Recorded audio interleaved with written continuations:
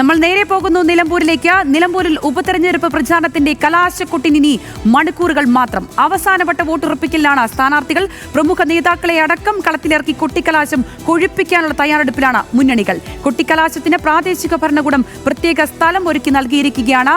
അവിടെ നിന്ന് വിശേഷങ്ങളുമായി പ്രസാദ് ഉടുമ്പശ്ശേരി ചേരുകയാണ്. പ്രസാദിലേക്ക് ആദ്യം തന്നെ പോവുകയാണ്. പ്രസാദ്, നമ്മുടെ ടീം അവിടെ സജ്ജമായി കഴിഞ്ഞിരിക്കുന്നു എന്നാണ് ഞാൻ മനസ്സിലാക്കുന്നത്. നമ്മുടെ ന്യൂസ് ഡയറക്ടർ ഹർഷനും ഒപ്പം ഈ സനീഷിനും ഒപ്പം ഒക്കെ നമ്മുടെ ടീം അവിടെ സജ്ജമായി കഴിഞ്ഞിരിക്കുന്നു എന്നാണ് മനസ്സിലാക്കുന്നത്. എത്തരത്തിലാണ് ഇപ്പോഴത്തെ അവിടുത്തെ പ്രചരണം? അവസാന ലാപ്പിലെ പ്രചരണ കാഴ്ചകൾ അത് എത്തരത്തിലാണ്? സംഗീത, ഇവിടെ എല്ലാ ഒരുക്കങ്ങളും പൂർത്തിയായി കഴിഞ്ഞിട്ടുണ്ട്. ഇനി 2 മണി മുതൽ 6 മണി വരെ കൊട്ടിക്കലാശം അതിൻ്റെ എല്ലാ ഉച്ചസ്ഥായിലേക്കും നടക്കുമെന്നുള്ളത് തന്നെയാണ്. പ്രവർത്തകരെല്ലാം തന്നെ വലിയ ആവേശത്തോടു കൂടി തന്നെ വന്നുകൊണ്ടിരിക്കുന്നു. ആദ്യം എത്തിയത് BJPയുടെ സ്ഥാനാർത്ഥി ഉൾപ്പെടെയാണ്. തൊട്ടു പിന്നാലെ UDF സ്ഥാനാർത്ഥി ആര്യാടൻ ഷൗക്കത്ത്, LDF സ്ഥാനാർത്ഥി സ്വരാജ് ഉൾപ്പെടെയുള്ള ആളുകളെല്ലാം തന്നെ കൊട്ടിക്കലാശം നടക്കുന്ന സ്ഥലങ്ങളിലേക്ക് വരും. ഇപ്പോൾ LDFന്റെ പ്രവർത്തകരാണ്. ഞങ്ങൾ ഇവിടെ തന്നെയുള്ള ഇത്തവണ സ്വരാജ് ജയിച്ചിരിക്കും. 100% സംശയമില്ല. സ്വരാജ് നേരത്തെ തന്നെ കൊട്ടിക്കലാശം നടക്കുന്ന സ്ഥലത്ത് എത്തിയോ? നേരത്തെ എത്തി. നമ്മളെപ്പോഴും രാവിലെ റെഡിയാ. ഇവിടെ എല്ലാവരും റെഡി ആയി നിൽക്കുന്നല്ലേ? രാവിലെ റെഡി ആയിട്ടുണ്ട്. സ്വരാജ് ജയിച്ചിരിക്കും. നിലമ്പൂരിന്റെ ചരിത്രം ഇനി അടുത്ത വർഷത്തിൻ്റെതാണ്. നമ്മൾ നിൽക്കുന്നത് ഈ സ്ഥലത്താണ്. LDFന്റെ സ്ഥാനാർത്ഥി അവർക്ക് നിശ്ചയിച്ചു കൊടുത്തിട്ടുള്ള കൊട്ടിക്കലാശം നടക്കുന്ന സ്ഥലം. തൊട്ട് പിന്നാലെ അവിടെ BJPയുടെ കൊട്ടിക്കലാശം നടക്കുന്ന സ്ഥലം ഇതിന്റെ പുറകുവശത്താണ്. അതോടൊപ്പം തന്നെ UDF അതിന്റെ തൊട്ട് പുറകിലായിട്ടാണ്. ഇവിടെ ഈ റോഡ് നിലമ്പൂർ നഗരത്തിന്റെ ഒരു പ്രത്യേകതയാണ്. ഈ റോഡാണ്. ഇതിൽ നിന്ന് കൂടുതൽ മാറ്റങ്ങൾ വരുത്താൻ പോലീസിന് കഴിയില്ല, പരിമിതികളുണ്ട്. നേരത്തെ അൻവറിന് അനുവദിച്ചിട്ടുള്ള സ്ഥലം ചന്തക്കുന്നായിരുന്നു. ചന്തക്കുന്ന് ബസ് സ്റ്റാൻഡ് പരിസരമായിരുന്നു. പക്ഷേ അവർ കൊട്ടിക്കലാശം വേണ്ട എന്ന് വെച്ചുകൊണ്ട് ആ സമയം മുഴുവൻ നേരിട്ട് ജനങ്ങളെ കണ്ട് വോട്ടഭ്യർത്ഥിക്കാനുള്ള തിരക്കിലാണ് അൻവർ ഉള്ളത്. എന്തായാലും നമ്മളോടൊപ്പം നമ്മളുടെ ന്യൂസ് ഡയറക്ടർമാർ, അതോടൊപ്പം മുതിർന്ന മറ്റ് മാധ്യമപ്രവർത്തകരെല്ലാം തന്നെ നമ്മളോടൊപ്പം ചേരുന്നുണ്ട്. എന്തായാലും കൊട്ടിക്കലാശത്തിലേക്ക് കടക്കുകയാണ്. ഇപ്പം നമ്മളിവിടെ കണ്ടു ആദ്യം BJP സ്ഥാനാർത്ഥി എത്തി. ഇനിയിപ്പം തൊട്ട് പിന്നാലെ LDF, UDF എല്ലാം വരും. അതെ. അല്ല, എന്തായാലും ആ വലിയ ആവേശം ഞാൻ പറഞ്ഞല്ലോ. ആദ്യ ദിവസം വന്നപ്പോൾ സത്യം പറഞ്ഞു കഴിഞ്ഞാൽ എനിക്ക് വലിയ ആവേശമൊന്നും ഇവിടെ തോന്നിയില്ല. പക്ഷേ ഇപ്പോൾ ഒരു പഞ്ചായത്ത് ഇലക്ഷൻ്റെ ആവേശത്തിലേക്ക് മണ്ഡലം മാറിയിട്ടുണ്ട് എന്നുള്ളതാണ് യാഥാർത്ഥ്യം. അതിൽ ഒരു പ്രധാനപ്പെട്ട കാര്യം, UDF ഇവിടെ മത്സരിക്കുന്നത് ഒരു ഒരു ഉറപ്പോടെയായിരുന്നു. LDF വരുന്നത് ഒരു പ്രതീക്ഷയോടെയുമായിരുന്നു. അങ്ങനെയാണ് സ്വാഭാവികമായിട്ട് ഈ മണ്ഡലത്തിൻ്റെ സ്വഭാവം അങ്ങനെയാണല്ലോ. പക്ഷേ സ്വരാജിൻ്റെ സ്ഥാനാർത്ഥിത്വം വന്നു കഴിഞ്ഞപ്പോൾ ശക്തമായ ഒരു മത്സരത്തിൻ്റെ പ്രതീതി ഉണ്ടായി. അതിനും അപ്പുറത്ത് ആദ്യഘട്ടത്തിൽ ഇപ്പോൾ PV അൻവർ ഒരു ഘടകമായി തന്നെ ആദ്യഘട്ടത്തിൽ ആരും പരിഗണിച്ചിരുന്നില്ലേ മുന്നണികൾ, പ്രധാന മുന്നണികൾ.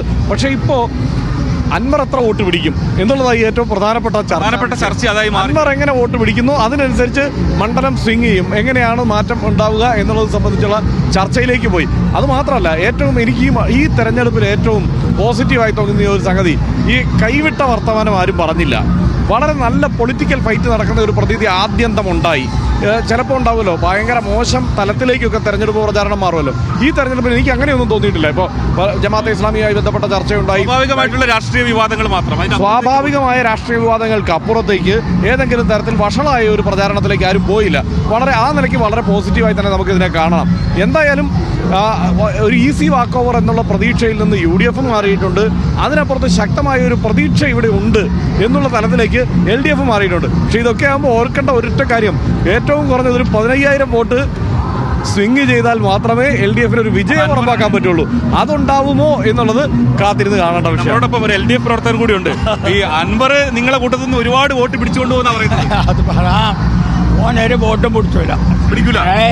ഓനെ മേലെ 2000-3000 വോട്ടിലേറെ കിട്ടൂല. 2000 വോട്ട് മാത്രമേ അത്രേ കിട്ടുള്ളൂ. ഓനാളില്ല. ഓനായി 2 പാർട്ടിയൊന്നും കിട്ടൂല. 2 പാർട്ടി UDF ഒന്നും കിട്ടില്ല. പുറത്തുനിന്നുള്ള ആളാ മൊത്തം കാശ് കൊടുത്ത് പുറത്തുനിന്ന് ആളെ ഇറക്കി വോട്ട് പോകില്ല. 9 വർഷം MLA അല്ലായിരുന്നു. അപ്പൊ കാര്യമൊന്നുമില്ല. 9 വർഷം LDFനെ വഞ്ചിച്ചു പോയാൽ ഒരു വഞ്ചകല്ലേ, LDFനെ പറ്റിച്ചിട്ട് പോയതല്ലേ, ഒരു വഞ്ചകൻ. അത് ഒറ്റയ്ക്ക് നിന്നാ മത്സരിച്ചാൽ ജയിക്കുമോ? അയാൾ അതാണ് അവർ പറയുന്നത്. നമ്മളോടൊപ്പം ഞങ്ങൾ സ്വരാജിന് വേണ്ടി ചേലക്കരയിൽ നിന്ന് വന്നിട്ടുള്ള ആളുകളാണ്. ജനങ്ങളുണ്ട്. അതെല്ലാം വരും. ഞങ്ങൾ ഈ കലാശക്കൊട്ടിന് വേണ്ടിയിട്ട് വന്നിരിക്കുകയാണ്. കലാശക്കൊട്ടിന് വേണ്ടി നിങ്ങൾക്ക് ഈ മണ്ഡലത്തിൽ വെള്ളക്കടവ് വരാം. സ്വരാജിനെ ജയിപ്പിക്കാൻ വേണ്ടി സ്വരാജിനെ ജയിപ്പിക്കാനായിട്ട് വന്നതാണ്. അതാണ് ആവേശം. സ്വാഭാവികമായിട്ട് എല്ലാ സ്ഥലത്തുനിന്നും എല്ലാ മുന്നണിക്കും ആൾക്കാർ വരും.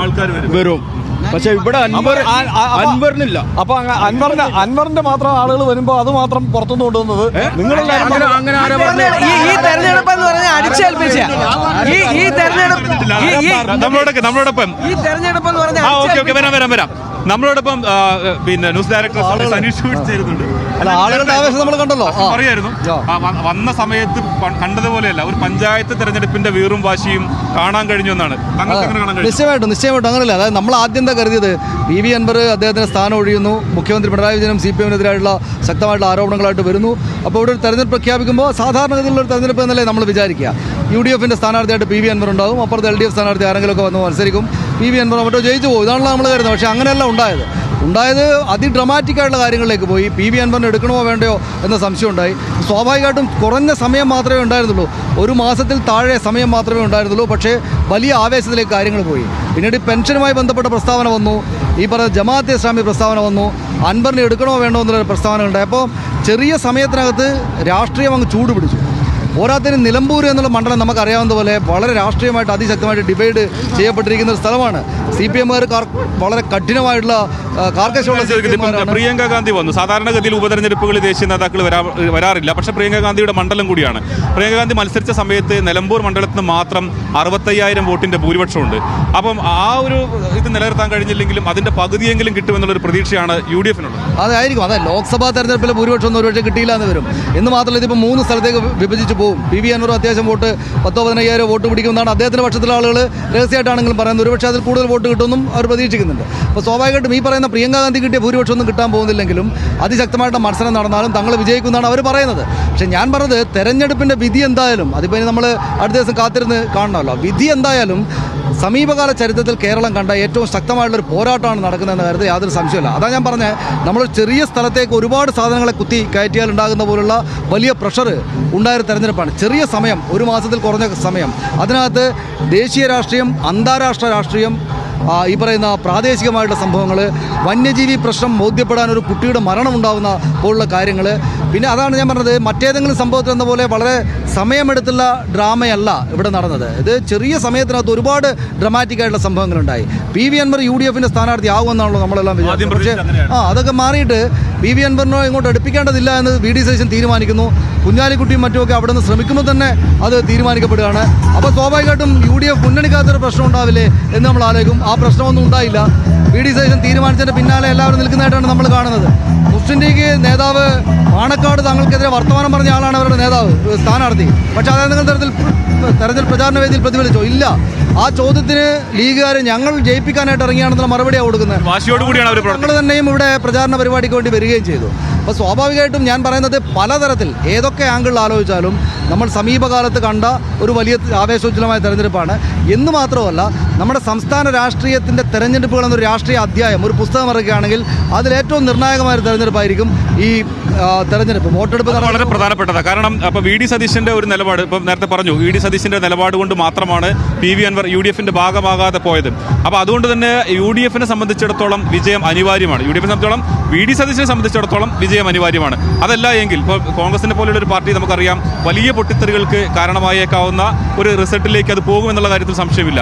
അതെങ്ങനെയായിരിക്കും VD സതീശനെ സംബന്ധിച്ചിടത്തോളം ഈ ഒരു തെരഞ്ഞെടുപ്പ് എങ്ങനെയായിരിക്കും നിർണായകം? ഇത് പലർക്കും പലപാട് നിർണായകമായിട്ടുള്ള തെരഞ്ഞെടുപ്പാണ്, നമുക്ക് രണ്ടുപേർക്കും എല്ലാവർക്കും അറിയാം. പക്ഷേ VD സതീശനാണ് ഏറ്റവും കൂടുതൽ നിർണായകമാകുന്ന തെരഞ്ഞെടുപ്പ്. പക്ഷേ VD സതീശൻ എടുത്ത നിലപാടുകളെല്ലാം അദ്ദേഹത്തിന് ശക്തമായിട്ട് എടുക്കാനാകുന്നതായിരുന്നു എന്നാണ് ഞാൻ വിചാരിക്കുന്നത്. എന്തുകൊണ്ടെന്നാൽ എന്തായാലും ജയിക്കും എന്നൊരു സീൻ അവരുടെ മുന്നിലുണ്ട്.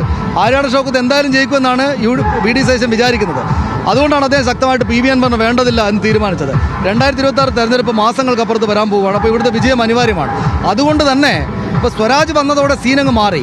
PV അൻവറിന്റെ കഴിഞ്ഞ ദിവസത്തെ റോഡ് ഷോയിൽ വലിയ ആൾക്കൂട്ടമായിരുന്നു. കോൺഗ്രസ്സുകാരും ലീഗുകാരും ഒക്കെ ഉണ്ടെന്ന് ഇവിടെ കണ്ടുനിന്ന ആൾക്കാർ പറയുന്നു. പ്രാദേശികമായിട്ട് പരിചയമുള്ള മുഖങ്ങൾ തന്നെ അതിനകത്തുണ്ട് എന്ന്. അഥവാ പരാജയപ്പെടുകയാണെങ്കിൽ, ഞാൻ പറയുന്നത് ഇപ്പോഴും നമുക്കത് പറയാൻ പറ്റില്ല, അങ്ങനൊരു പരാജയത്തിലേക്ക് പോകുമെന്ന് അവരാരും പ്രതീക്ഷിക്കുന്നില്ല. പക്ഷേ നമ്മൾ ഈ രാഷ്ട്രീയമാകുമ്പോൾ എല്ലാം പരിശോധിക്കണമല്ലോ. UDF ആര്യാടൻ ഷൗക്കത്ത് പരാജയപ്പെടുകയാണെങ്കിൽ VD സതീശന് വലിയ തിരിച്ചടിയായിരിക്കും. അത് ഏതെങ്കിലും ഒരു രാഷ്ട്രീയ നേതാവിന് തിരിച്ചടി ആവുന്നുണ്ടെങ്കിൽ അത് ആര്യാടൻ ഷൗക്കത്തിനേക്കാൾ വലിയ തിരിച്ചടിയാവും. പിന്നീട് VD സതീശൻ പറയുന്നതിന്റെ അപ്പുറത്തേക്ക് UDF ഇല്ല.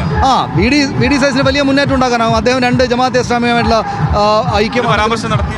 PV അൻവറിന്റെ കാര്യമാണെങ്കിലും അത് പറഞ്ഞപ്പോൾ എന്നിട്ടും അദ്ദേഹം വിജയിച്ചു എന്നത് അദ്ദേഹത്തിന് വലിയ ഗുണം തന്നെയാണ് ഉണ്ടാവുക. പക്ഷേ അതിനകത്തൊരു പ്രശ്നമുള്ളത്, നാളെ വോട്ട് കണക്ക്, ശതമാനക്കണക്ക്, ഭൂരിപക്ഷ കണക്ക് എന്താണെന്നതിനനുസരിച്ചിരിക്കും മറ്റു നേതാക്കളുടെ എതിർപ്പില്ലായ്മയൊക്കെ. പിന്നെ മുസ്ലിം ലീഗ് നിശ്ചയമായിട്ടും ഈ തെരഞ്ഞെടുപ്പ് വിധി വന്നതിന് ശേഷം വിജയിക്കുകയാണെങ്കിൽ തന്നെയും VD സതീശനെതിരായിട്ടുള്ള വിമർശനം എന്ന് ഞാൻ പറയുന്നില്ല, അവരുടെ അതൃപ്തി അവർ പരസ്യമാക്കാനിടയുണ്ടെന്നാണ് ഞാൻ വിചാരിക്കുന്നത്. കാരണം അതിനകത്ത് 2 കാര്യങ്ങളും മുസ്ലിം ലീഗിന് ബുദ്ധിമുട്ടുണ്ടാകുന്ന കാര്യങ്ങളാണ്. ഒന്ന്, PV അൻവറിനെ കൂടെ ചേർക്കേണ്ടതില്ല എന്ന തീരുമാനത്തിലേക്ക് പോയത്. ലീഗ് ശ്രമിച്ചുകൊണ്ടിരിക്കുന്നതിനിടയിലാണ് VD സതീശൻ അതിനുള്ള കർക്കശമായ നിലപാടെടുത്തത്.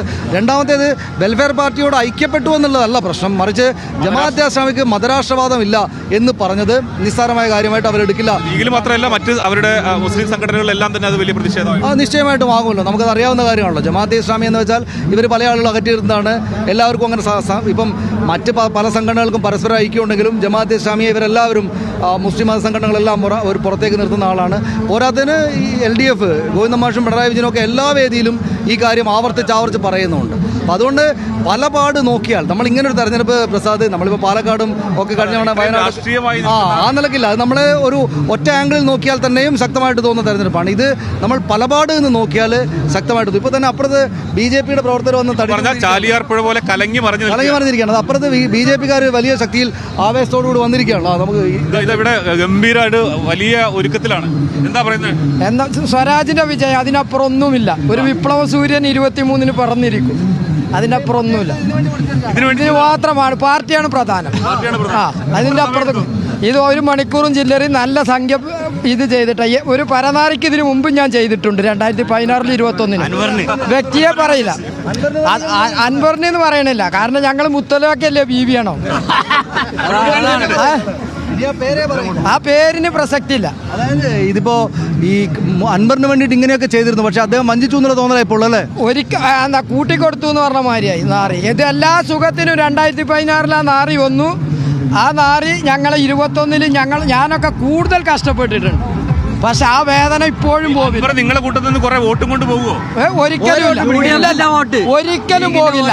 ഞാനൊരു സഹയാത്രികനാണ്. എനിക്കിത് ചെയ്യാൻ കഴിഞ്ഞിട്ടുണ്ടെങ്കിൽ ഞങ്ങളെ കേഡർ വോട്ട് ഒരൊറ്റൊന്നും പോവില്ല, അത് ഉറപ്പാണ്. മൂപ്പരുടെ റാലിയിൽ ഭയങ്കര ആളായിരുന്നു. റാലി അത് എത്രയാണ്? 300 രൂപ എണ്ണക്കും 500 രൂപ GST ആണ്. എനിക്ക് 2016 തൊട്ട് ഈ പറയുന്ന ആളുടെ പേര് പറയാത്ത താല്പര്യമല്ല, കൂടുതൽ ബന്ധമുണ്ട്, രാഷ്ട്രീയത്തിന് അതീതായി.